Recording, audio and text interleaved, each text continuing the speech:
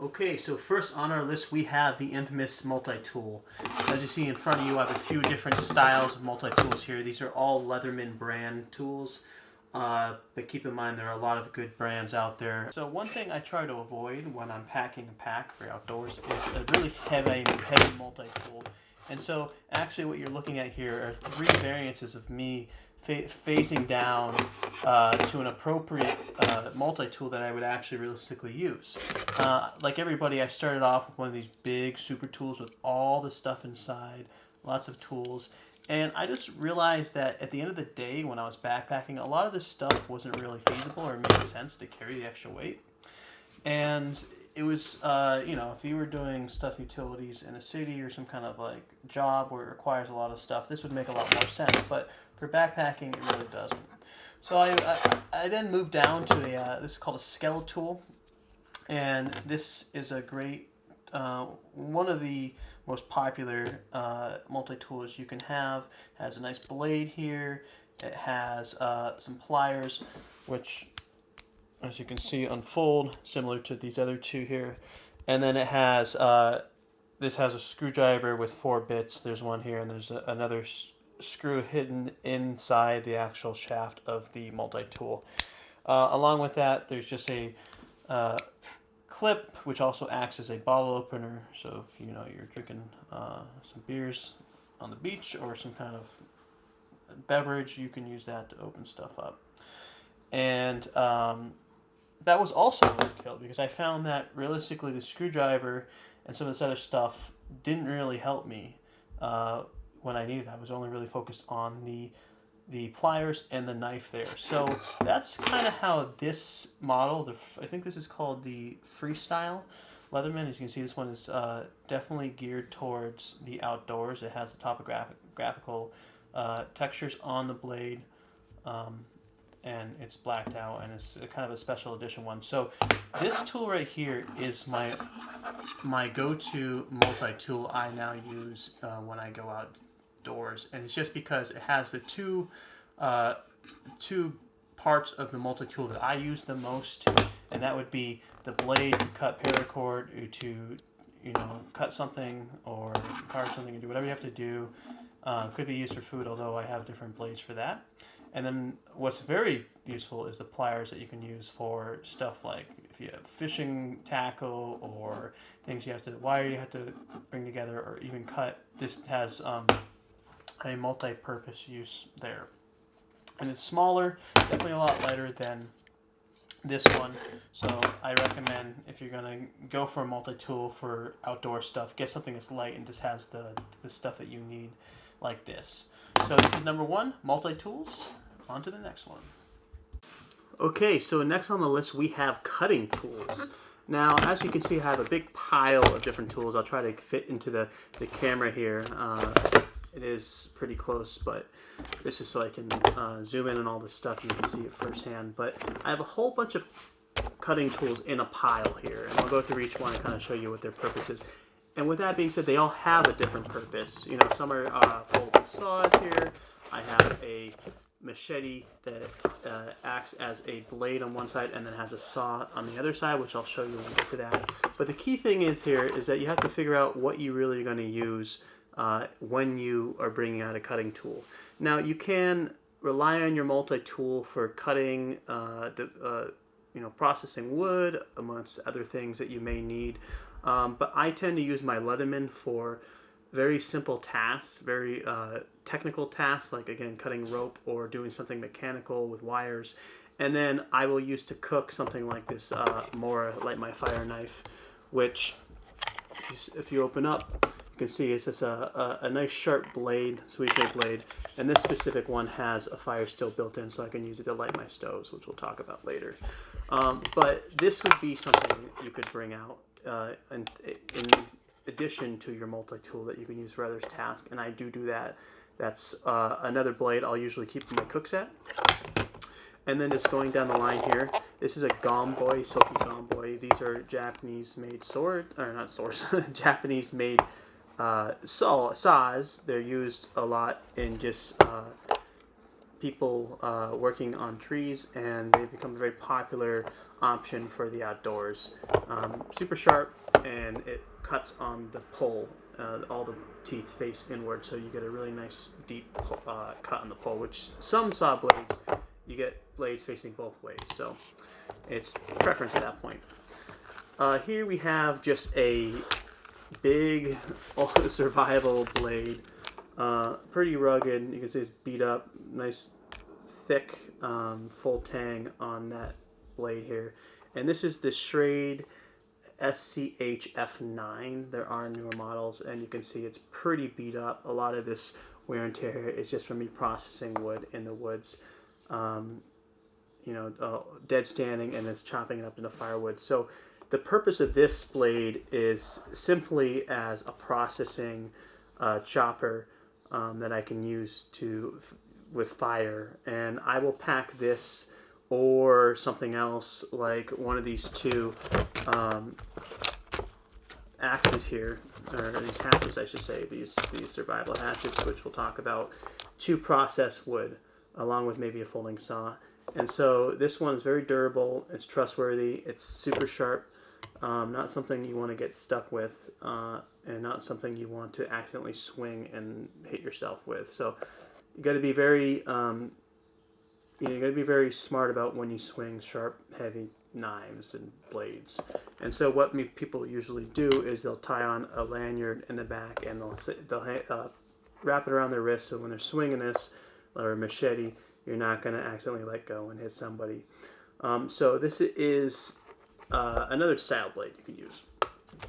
All right.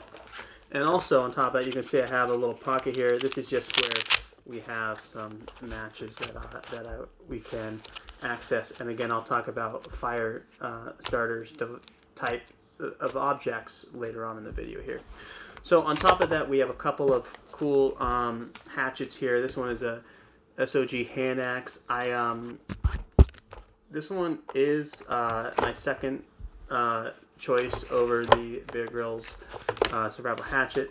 What's really interesting about both of these is that they have different blade shapes. This one I'm going to say is more of a thinner, sharper chopper, and then this one is going to have more of a blunt edge. And if I just take it out, I'll show you real quick what I'm talking about. So the way this one comes out here is you just unbuckle the loop that goes through there, you unbuckle that, and it slides right out, and you have this little tiny chopper hatchet here. And you can tell that this is a really good edge for hitting blunt, a blunt object you can hit stuff with. And then this one, of course, chops pretty well. And it has a pretty thick head. So the difference between that hatchet and then the Bear Grylls hatchet, which is sharper, and I'm going to be careful sliding it out. Cut myself on camera here. You always got to be careful with these,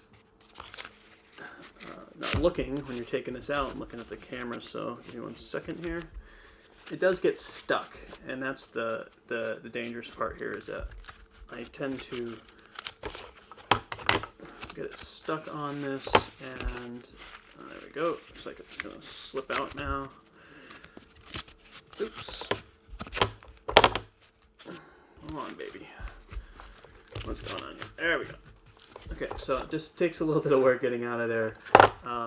And so now that I get this one out of the sheath that it's in here, I can show you the blade itself. So this is the Bear Grylls survival hatchet. This is definitely my go-to. It has a nice big wide face for the axe, the chopping block, and it has a pretty good blunt edge here where you can actually put your thumb here if you were doing some fine chopping, and along with just being more precise with what you're cutting down.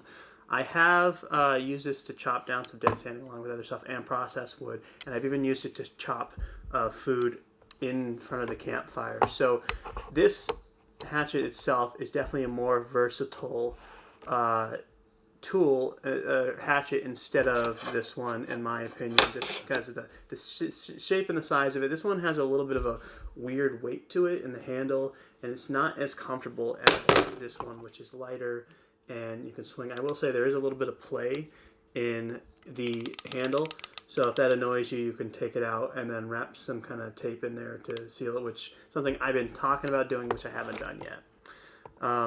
But that's pretty much the other option I use.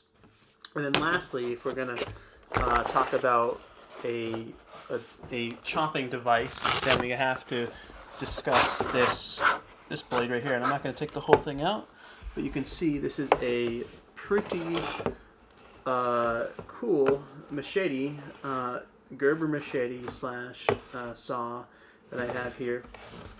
And one side has a really sharp edge, which I've sharpened, and then the other side has just a saw to it. So my experience with this tool here is that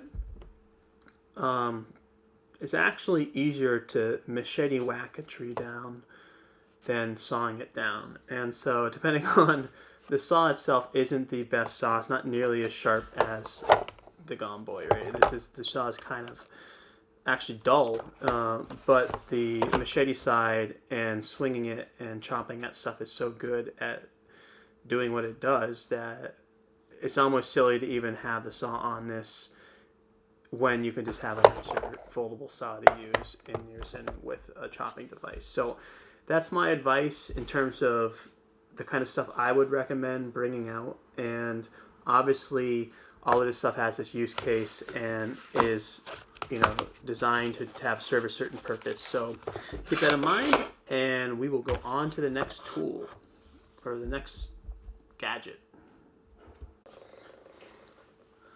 Okay, so next up on our list we have water filtration devices, and I'm also, just to keep these chunks of videos in categories, I'm also going to show you some water liquid devices that you can hold stuff that break down, which are pretty cool. So in front of me here I have two different Sawyer squeeze water filters, and there are different ways to filter your water. You can boil it, you can filter it using this method, and then obviously another more traditional method is using something like these water filtration pills. Now the downside to using pills like these is that it does take a little bit of time to filter out and get the taste out and actually make it. I actually prefer water filters because it gives you the purity and the freshness of the water without any chemicals in there, and it's chilled and it's directly from the creek or wherever you take it, versus this is also from it, but then you have a lot of stuff when you scoop it up, so you don't really get the filtration aspect of the water filter. There's also ways to you can use UV lights to kill bacteria in the water, but all in all, I find that some kind of Sawyer squeeze or water filter device is the way to go. Now, I originally started with this mini water filter right here, and it comes with just a single Sawyer squeeze bag here, and has a way so you can clean it out, and a straw that came with it, and that did its job for a bit. It's definitely a good emergency device, or something you can use to have in your backpack, and you just throw it in there, and it breaks down pretty small. And you can see I have this pack I would use for that. So as I was moving on to processing more water filtration, I just got a regular Sawyer squeeze here, and so this one's definitely bigger, can process more water, and I have a couple of bags in there. And you can see I actually have a mesh bag and then a separate bag where this is usually where I'll put a lot of the other cooking stuff I have, like my knife you saw earlier, and also I have in here a foldable spatula I can use for the frying pan if I bring it out. So that goes in there along with a spork that I'll use, and then I can keep my water filtration in here and kind of safe as is. But on top of just the filtration itself, there are a few cool water vessels that I thought I'd share with everybody. So let's go ahead and just push this out of the way over here. and I can show you the two things I recommend. So the first one I really like, which I've had for a while, is this, called this vapor bag. And the vapor bag itself is just this plastic, hard plastic water bottle that has a carabiner built onto it. And as you can see, it folds up, and I can tuck it down nicely and store it somewhere when I'm not using it versus a traditional water bottle. So I use this a lot to filter out water. Sometimes I'll put mixed drinks in it, as long as I clean up the sugar, and then I can put this in a bare bag when I actually go to sleep or something, to where it won't attract animals or pests. So this is something I highly recommend. They're cheap, and you can throw them out, replace them, and you can clip them to your outside of your bag. Really straightforward, cool water vessel here. The other thing that I have, which has become pretty useful in terms of water, is when you're processing all that water, you don't necessarily want to put it into your water bottle. So I have this Hydro Pack, it's called. So this thing is another kind of bag that breaks down, and you can see it has a lot of cool stuff on it for measurements of volume, the amount of you're accumulating. I think this is a 3 liter. It's a 3 liter 100 fluid ounce pack here. So I couldn't tell you how many filtered soy sweet bags it takes to fill this. It does take a few, but once you have it full, it's a good source of like just having filtered water for cooking, for strapping to your bag. As you saw right here, there's ways you can strap it onto your bag. And surprisingly, this is pretty tough material. It does not leak. I think they actually put a guarantee right on the bag that you can see what it says here. It says no leak guarantee. I don't know if that entails as long as nothing sharp pokes it like a stick or something, but it's probably pretty strong material.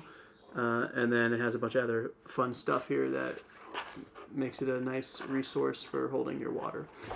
And that's pretty much it in terms of breaking stuff down. Now, obviously, there are traditional water vessels. I'm not going to bust out my Nalgene's, but if you don't know what an Nalgene is, you can Google that. It's a classic water bottle. Here I have a vacuum-sealed water bottle that I use in the winter a lot, and it just basically has 2 layers, an insulating layer in between that keeps the hot liquids hot and the cold liquids cold. And if you put ice in this and bring it outdoors, it will last a lot longer than a traditional water bottle. And so I usually, depending on the time of year, in the winter I'll have this, and I'll try to find a creek to filter with this, and I'll just have this be my only water source because it's pretty heavy. And in the summer I can carry lighter bottles in a couple, so I may not bring this one out, but this tends to be the trusty water bottle I use.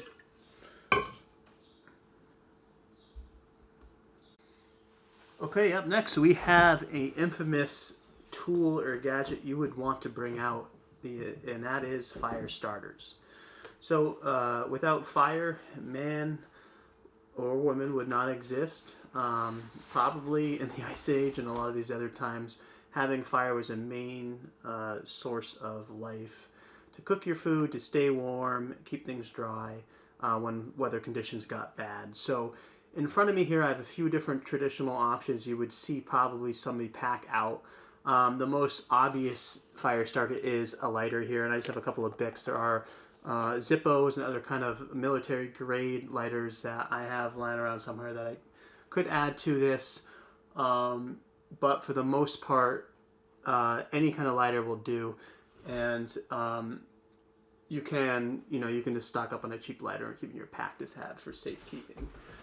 So on top of that, you have a lot of other options you can pack just for safety. Now, to the left here, I have some stormproof matches. These are special matches. They're meant to burn for a long time, ignite, and be pretty weatherproof. They also include, in something like this pack here, some extra grit strike pads, I guess you'd call them, along with a little bit of cotton that you can use for a fire starter if you had to get something going there. These I can't talk about how waterproof they are because I've never really used them in rainy conditions, but they're supposed to be really reliable. And as you can see, I already used a bunch, and I try not to use them unnecessarily. It also comes in a nice plastic case, which has a seal here so you know it's going to be waterproof. And I highly recommend that you carry either something like this or what you see here, fire steels, in your pack with a lighter in case that gets wet and it won't strike. Then you have a backup source. And so that brings me to the last items here. So here we just have a couple of fire steels, and just to have some fun with it, I'll also throw in this little fire steel here. I'll show you that. This is a traditional fire steel. You can just, oh, if I can get it. There you go. Don't want to do that too much, but you can see, just get a little bit of spark. You can ignite something. This is a pretty cheap one, and this is one I use a lot when I light my fire knife. I showed you earlier when I cook, I can use this to light on my stove. And for a knife, you always want to strike it on the upside down. You don't want to use a blade, but I can go like that. And then you get some nice spark going there. And fire steels are a good backup source to have, but they are kind of a pain in the butt to use if you're not familiar with how to strike like some kind of tinder with a fire steel. Usually you want to shave a bunch of this stuff into a pile on top of whatever you're trying to ignite, and then you do a nice big spark, and then it ignites the other fire steel. And you'll see a lot of bushcraft guys and outdoor guys that are really good at doing that and starting fires quickly. And so this is kind of a gimmicky fire steel here, and I'm not even sure if I can actually get this lit on camera. But there you go, there's a little bit of spark. So it does throw some sparks there, and you can see that is a fire steel that's built into this survival bracelet, which has a whistle and some paracord that is bound to make a wrist size bracelet, like I said, and then a cheap little compass that I'm not even sure if it works, but it looks like it's twirling. So this is more of a gimmick. I think the most realistic thing that you would want to use here is this cord that you could take apart, and the whistle maybe if you needed it. But fire steel is pretty small, and you probably would want to use something that has a bigger pay grade of whatever you're deploying there. So this is our fire starter options we can use for the outdoors, and one of my favorite gadgets I bring when I go out.